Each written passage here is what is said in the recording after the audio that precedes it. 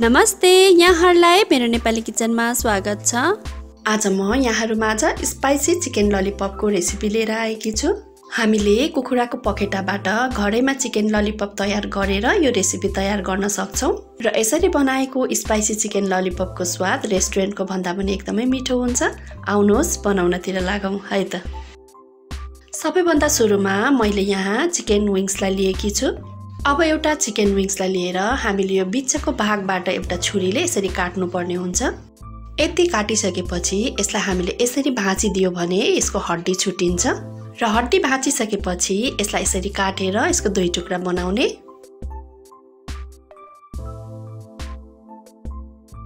र पखेटाको टुप्पोको भागलाई पनि यसरी काटेर छुटाउने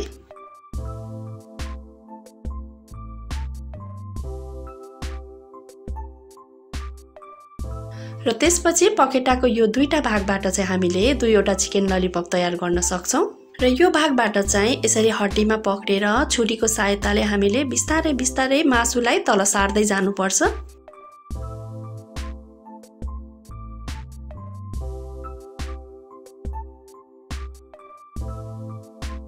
यो भागसम्म हामीले यसरी मासुलाई खुर्किसकेपछि अब यो मासुको भागलाई हामीले यसरी पक्रेर पल्टाइदिनु पर्छ।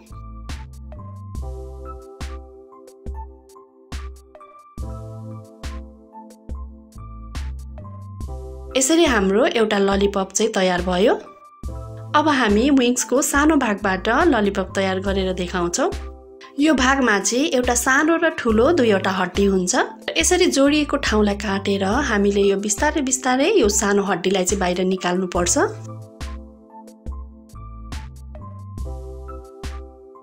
र सानो हड्डीलाई छुटाएर निकालिसकेपछि ठूलो हड्डीलाई यसरी नै अहिलेको जस्तै पक्रेर बिस्तारै बिस्तारै छुरीको सहायताले मासुलाई तल सोर्दै लानुपर्छ र यसलाई पनि सेम तरिकाबाट मासुलाई पल्टाइदिनु पर्छ।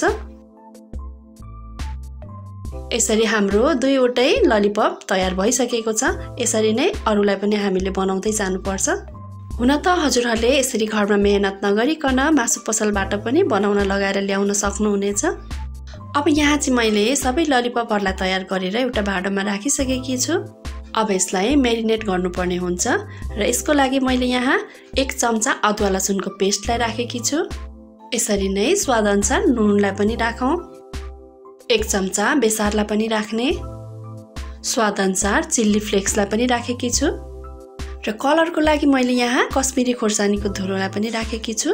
एउटा अन्डालाई पनि फोडेर मैले यसमा राखे र एउटा कागतीको रसलाई पनि यसमा निचोरेर राखौं। अब यो सबैलाई राम्रोसँग मिक्स गर्ने।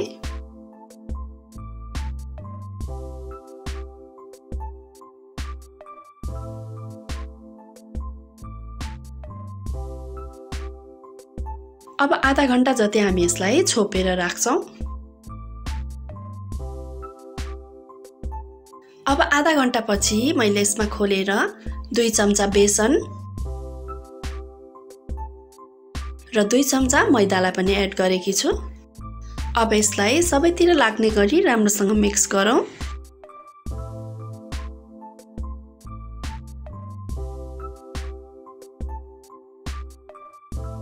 र यसलाई एकपटक फेरि मिलाउँदै म एउटा प्लेटमा राख्दै छु।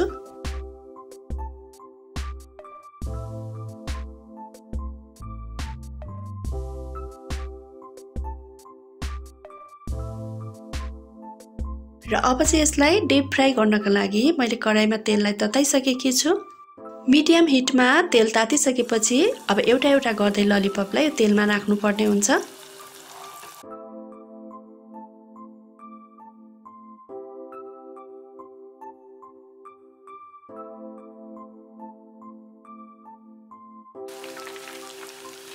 एकापट्टि फ्राई भइसकेपछि यसलाई पल्टाउँदै सबैतिरबाट राम्रोसँग फ्राई गर्नुपर्ने हुन्छ।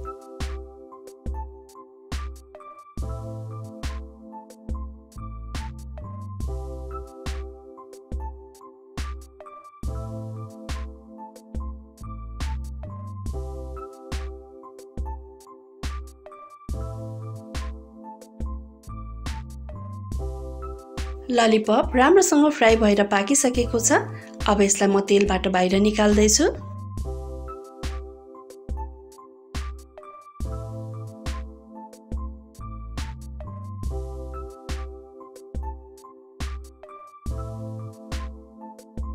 यसरी नै सबै ललिपपलाई फ्राई गर्दै जाने। अब सबै ललिपप फ्राई भएर रेडी भइसकेको छ। कलर पनि एकदमै खाउ लाग्ने भएको छ। हामी यसलाई यतिकै खान पनि सक्छौं। तर मैले चाहिँ यहाँ स्पाइसी ललिपप बनाउने भएकोले म अब यसको स्पाइसी सस बनाउनतिर लाग्छु। त्यसको लागि मैले ग्यासमा एउटा प्यानलाई तताइसकेकी छु। अब यसमा म थोरै मात्रामा तेललाई राख्दै छु। तेल तातेपछि यसमा 1 चम्चा सेतो तिललाई फुराएकी छु। 2 वटा काटेको डल्ले खुर्सानीलाई पनि यसमा फुराए। अब मसिनो गरी चप गरेको लसुनलाई पनि यसमा राख्नुपर्छ। अब यसलाई एकैछिन चलाउँदै भुट्ने। अब लसुन हल्का ब्राउन भएपछि यसमा टोमेटो केचपलाई राख्ने। मैले यहाँ 4-5 चम्ची जति टोमेटो केचपलाई राखेकी छु। 1 चम्चा सोया सस र भिनेगरलाई पनि यसमा राख्ने। अब यसलाई एकपटक राम्रोसँग चलाइदिनु पर्छ।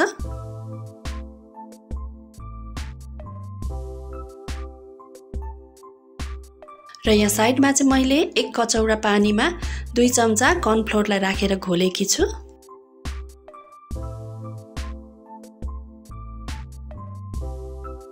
अब यो घोललाई पाक्दै गरेको ससमा राखिदिने र यसमा अलिकति पानी पनि मिक्स गरेर यसलाई एकपटक राम्रोसँग चलाउने।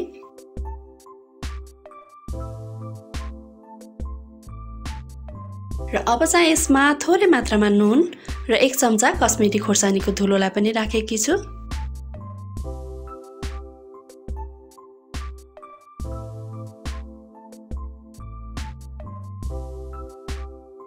र पाक्दै जाँदा यो सस केही बाक्लो हुने भएकोले यसमा हामीले थोरै गर्दै पानी एड गर्न सक्छौं।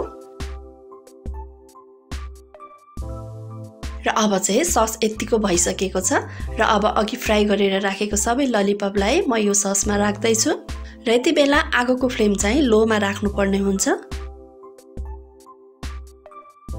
अब ललिपपमा सस राम्रोसँग मिक्स हुने गरी चलाउनु पर्छ।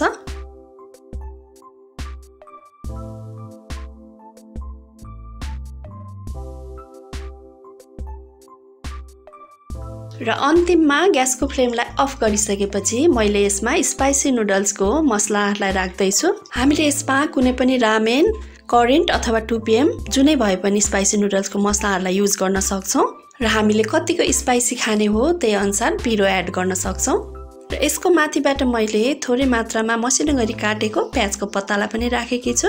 अब चाहिँ यसलाई एकपटक राम्रोसँग मिक्स गरेपछि हाम्रो यो स्पाइसी चिकन ललिपप खानाका लागि तयार हुन्छ। हेर्न सक्नुहुन्छ, हेर्दै खाउ लाग्दो हाम्रो यो चिकन ललिपप तयार भएको छ। अब यसलाई हामीले प्लेटमा सर्भ गरेर खान सक्छौं। यसरी बनाएको चिकन ललिपप एकदमै मिठो हुन्छ। हजुरहरूले पनि घरमा एकपटक यस्तै स्पाइसी चिकन ललिपप बनाएर एकपटक अवश्य पनि ट्राई गर्नुहोला। आशा छ हजुरहरूलाई मन पर्नेछ। यहाँहरूलाई मेरो भिडियो कस्तो लाग्यो? मन पर्यो भने लाइक, कमेन्ट र शेयर अवश्य पनि गरिदिनु होला। यहाँहरूले मेरो नेपाली किचनको फेसबुक पेज र इन्स्टाग्राममा पनि मलाई फलो गरिदिनु होला। र यदि च्यानललाई सब्स्क्राइब गर्नुभएको छैन भने सब्स्क्राइब गरेपछि छेउमा रहेको बेल आइकनलाई अवश्य क्लिक गरिदिनु होला। यसले गर्दा मेरो नयाँ भिडियोहरूको नोटिफिकेसन यहाँहरूमाझ सजिलै आउने गर्छ। हवस् त, यहाँहरूको दिन सुखमय बितोस्। धन्यवाद।